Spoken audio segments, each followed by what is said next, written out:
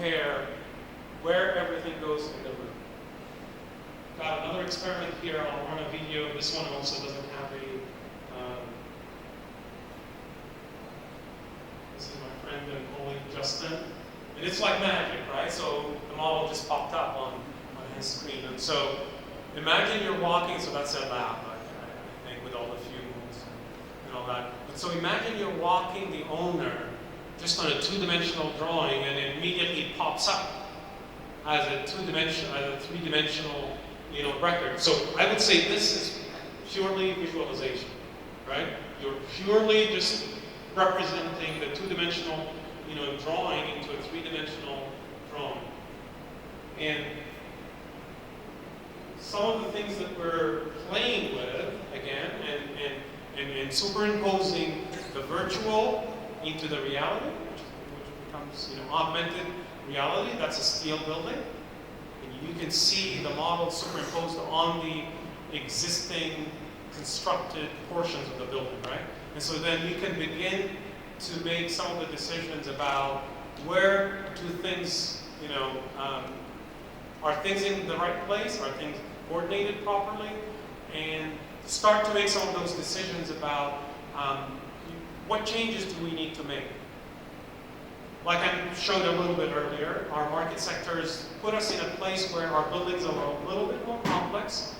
Changes throughout the design or throughout the construction happens regularly, and we need to be able to respond to those changes as technology changes. So in a hospital, at some point in time, the owner may not have picked their imaging equipment, right? The CT scanners, all of the, those imaging equipment, they're waiting for the latest and greatest. Some of these hospitals take about 3 to 4 years to build. And in those cases, they let the decision go until when it's needed. We put things in place, and then, Siemens comes out with a new imaging equipment, and it has new requirements. So we have to be able to respond by looking and superimposing what's virtual onto what's real, and then making and responding to those changes that the owner has made. Virtual reality has existed, so it's not magic. It's not. I'm sure if you followed. I'm not a soccer fan or football fan by any means, but see these lines here? I'm sure you all have seen some of these lines pop up in matches. These lines are not real. They don't exist. That's what augmented reality is, right? And so augmented, that's real, but then these lines are not real. They're superimposed by the computer, but they're superimposed in such a way that they become real. You can see shadows across them. You can see them stop where people are, and they don't, intermingle, right? And so that's what we're trying to do by doing the same thing. Does that make sense? Now, layout, with our building construction and the complexity of our construction types has become a problem. Layout is not it's a simple manual task today. We do use total stations. That's a Trimble total station that allows our foremen and craft people to lay out points on the floor, and we go build with them. But it's not a lean process, right? So it involves a lot of labor, sending information to the total station talking to the prison is held by a person, and then it beeps and it says, yep, you're right here. A lot of mistakes. So what we've invested in, basically a robot. We called it the Laybot because it's a layout robot. By sending the actual coordinates from the model through the total station into the robot, we're able to actually, it's basically not more than a printer. That's the concept of it. It's just a printer, and it's printing the floor plan on the concrete floor. But then we are sending the model information into the Trimble total station, and then the total station is communicating to the robot. This is the third generation. I would say we've spent, right now close to $600,000 on this robot on the third generation, and it's still being developed.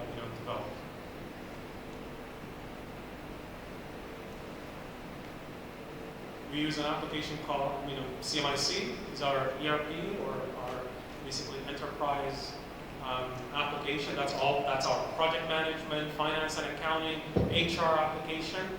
And we're working with Autodesk right now to bring Autodesk Glue into CMIC to where we can, that's an air handling unit, we pick the air handling unit, we have, let's say, information that we want to collaborate and send back and forth with the design team and the architects. From our CMIC application, link it directly into the model and send it to the design team to be able to respond.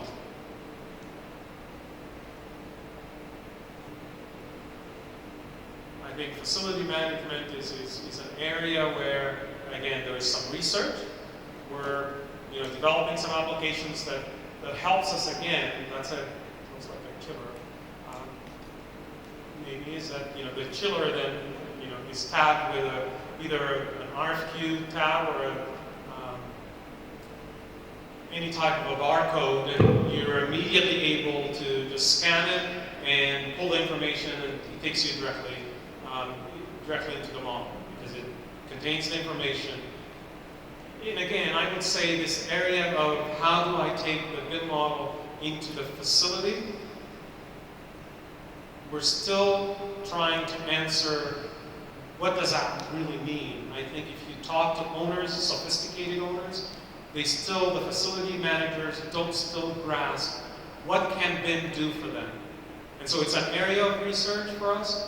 And we've got 2 people dedicated since last year, working with a group of owners, trying to develop what does that, or answer the question, what does it mean from a facility management perspective.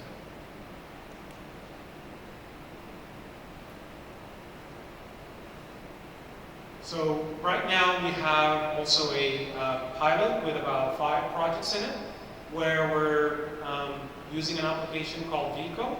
Not sure if you've heard of VICO before. VICO is part of Trimble, like Tekla. So Tekla is a Trimble application. VICO is a Trimble application, similar to Google SketchUp. Everybody knows Google SketchUp, right? So Google SketchUp is now not Google SketchUp, it's Trimble SketchUp, because Trimble bought it from Google. And so we're using VICO to truly track our production. Because like I said, we self-perform concrete, drywall, door frames, and hardware. And that's our most risk. So the labor for us as a general contractor is our most risk. And we need to control and really mitigate the risk of labor basically on site. And so we use currently VICO. That method of scheduling is called the line of balance, scheduling. And I know it's kind of very far.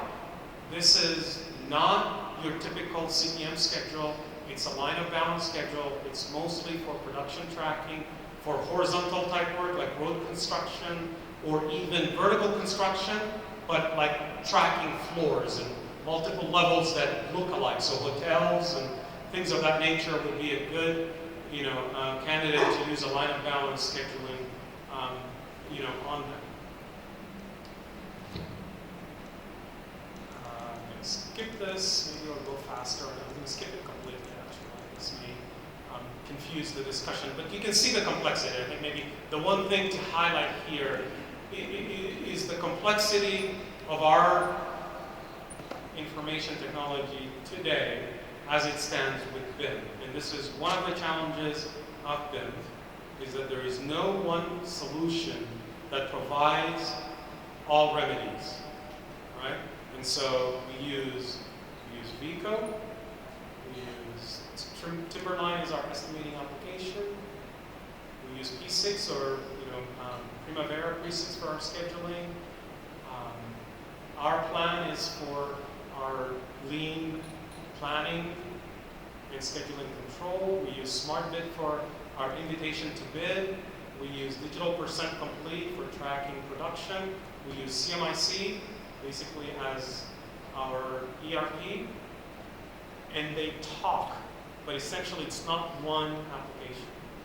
And so it's somewhat challenging. And I think as an industry, either for academia or for the construction industry, I think figuring the interoperability between the different tools that we use, not just for BIM, anything else that we use, for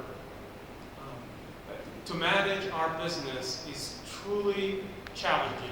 Deprofiler is another application that we use for estimating. It's a three-dimensional visualization tool that we use for conceptual estimating only, and that's the end of it. It allows us to help the owner make some decisions about my building looks like this. Hey, I want to change only, instead of one tower, I want to make up 2 towers. I want a podium and I want an atrium in the middle. We can quickly manipulate a conceptual model, no detail, and be able to use Deprofiler to produce a quick estimate. QTO is an application by Autodesk as well. Wanted to take off. There is a slew of applications, and I think the one thing maybe to take out of here with these 2 slides is that really it's not simple. And it takes dedication, it takes investment, and I think we go around, honestly, around the world to share some of the lessons that we learn, so that the nail gets hit and go right in at the same, at the first time. So what have we learned in our journey? That owners have to, as a general contractor, I think owners have to accept that BIM is here to stay. We need to educate owners as to what's the benefit for them. We need to integrate our teams to where we have one common set of goals and we share the owner's goals. I think our industry, not just, I think this applies, and I can generalize. I think across the board, owners don't trust contractors, contractors don't trust subcontractors. There is a distrust happening in this industry. It goes, it's been forever. But I think we've been able, through integrated project delivery or alternative project delivery, we've been able to bring a team together to share the owner's goals and deliver a project to satisfy their needs. However, these goals need to be shared, and they need to be publicized. We also, I think, we've been able to really get a lot of benefit from using BIM, lean practices, and integration of teams if we get brought in early on in the design process. I once gave this same kind of similar, presentation in Saudi Arabia, and the guy, raised his hand and asked the question, what do you mean I bring the general contractor at the design phase? Well, I know it's a paradigm shift, right? To bring in a designer, to bring in a contractor at the same time you bring in the designer. It helps us really target the value or the budget for the project and help the owner make some influence decisions. And I think by utilizing tools such as BIM and others, we can deliver better value to the owners if we get brought in at the earlier stages of the project inception, not after the project is completely designed. And I think this goes without saying, since we are asking to be brought in early in the state. So we're not talking here about design build, by the way. We're talking about a different concept. It's integrated project delivery. We're talking about design assist, not design build only. And so we need to understand the design process and vice versa as well. Designers need to understand what the construction process is and how does it all come together. On large size projects, we advocate for co-locating teams. You saw the picture of the big room. That room had 150 people in it. It includes the architects, the consultants, some of the major subcontractors, and our team as well. It helps decision making, it helps the team gel, it helps the collaboration among the team. There is definitely an effort that needs to be exerted in educating the owner and the rest of the team when it comes to BIM and its benefits. And I think we need to shift the paradigm that virtual building is like real building. In its early infancy, you hear it from the field, from people, subcontractors, the foreman, the superintendent level. I don't deal with this, stuff. I'm a real builder. Well, virtual building is like real building. You're just building something in the virtual world, in the computer, you're practicing, and then you're going out in the field to build it.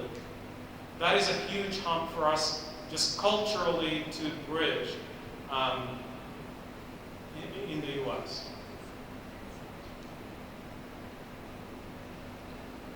If you don't have a plan, then I think the saying goes as if you don't have a plan, you're planning to fail.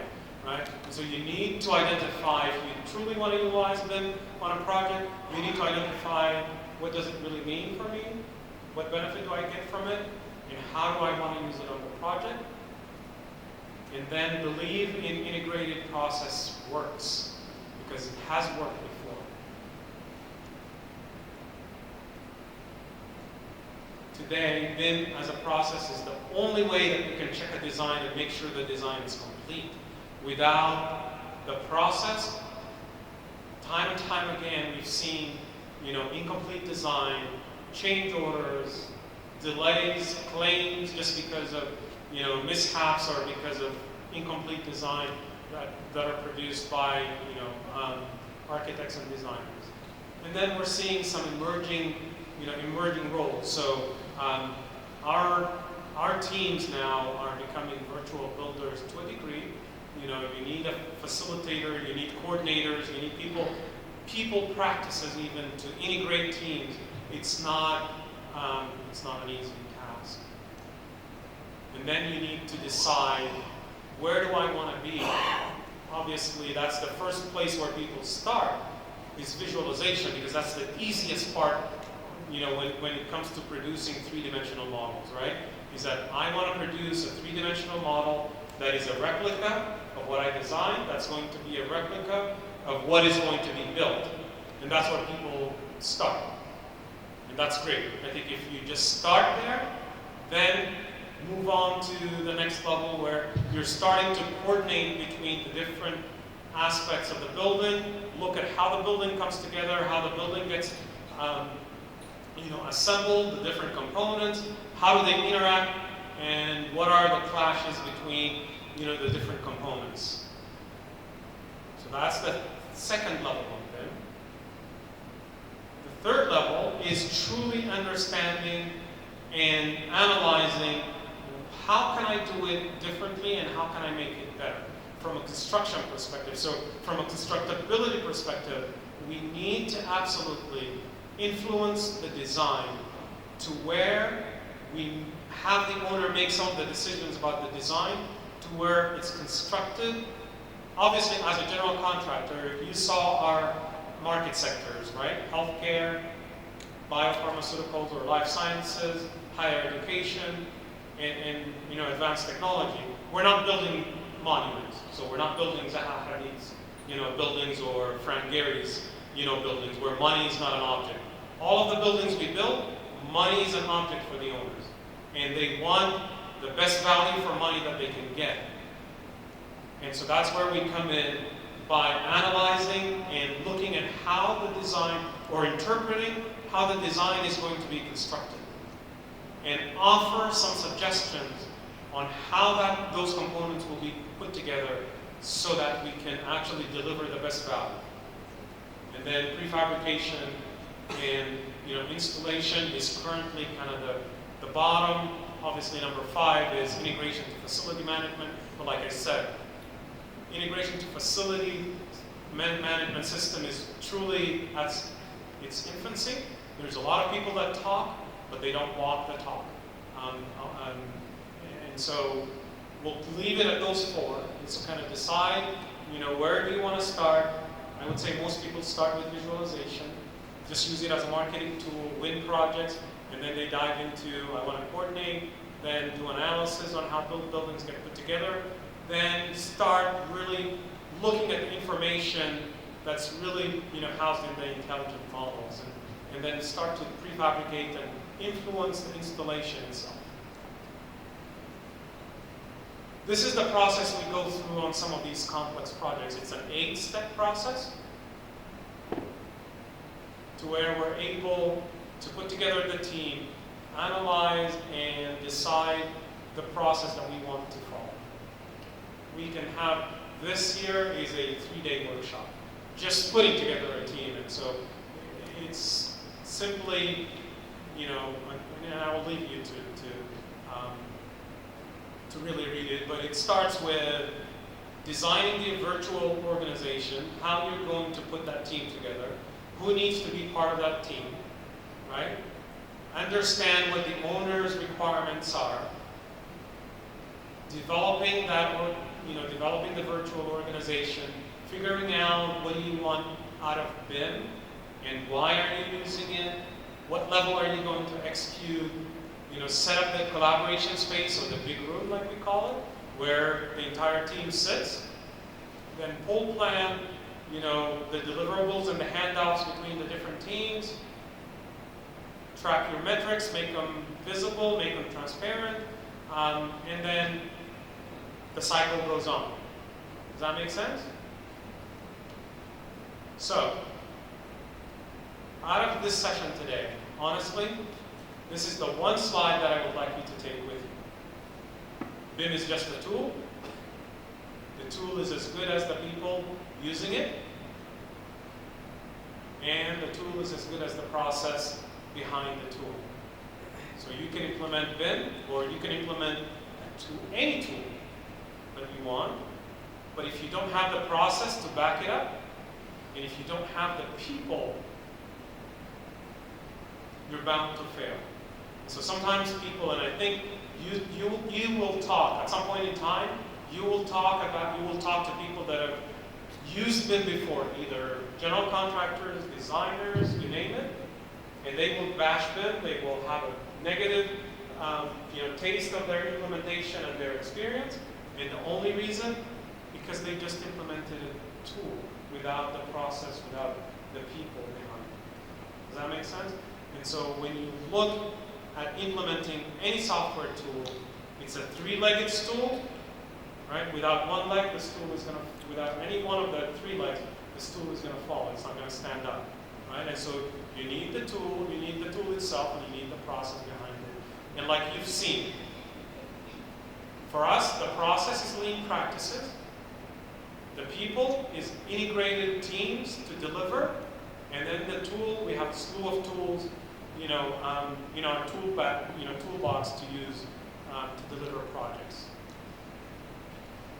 And I think, finally, BIM is just beyond the geometry. I think when you start talking about BIM, people immediately jump into the geometry. It's just beyond the geometry.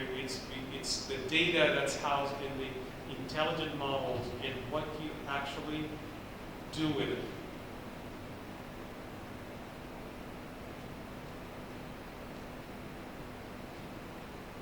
That's one of our core values. We're ever forward, and again, we want to, change. So this kind of concludes, the session. But what I would like to do, I think one of the videos that we run in a lot of our presentations, because as you saw earlier in the presentation, between 2010 and 2020, that's when we want to transform as a company, and we want to influence the construction industry, to change and also to look beyond our capabilities today. So with that,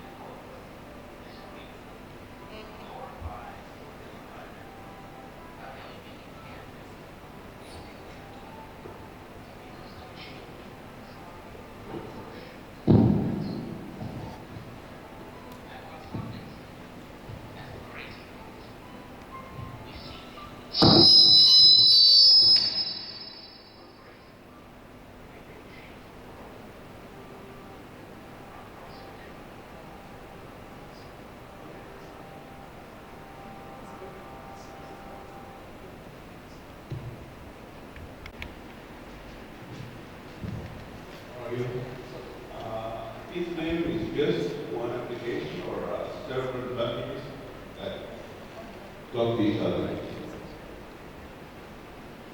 Interoperability is an issue between the applications. And that's an issue as an industry, again, either for academia or for researchers. And even we're pushing the software vendors to make them talk to each other. And that's a challenge currently today. It's not. And so if you use Revit as a tool, you can bring information from Revit into other applications, as well, like Navisworks or other, even though they're the same company by Autodesk, both of them. And so some applications do work when you have one vendor like Autodesk having multiple applications. But when you cross the boundaries, you go between Autodesk to Bentley to Trimble, it becomes a little bit of a challenge. I'm not sure if you're familiar with IFCs. IFCs, and I honestly, forgive me, I don't know the exact, something international class, or whatever.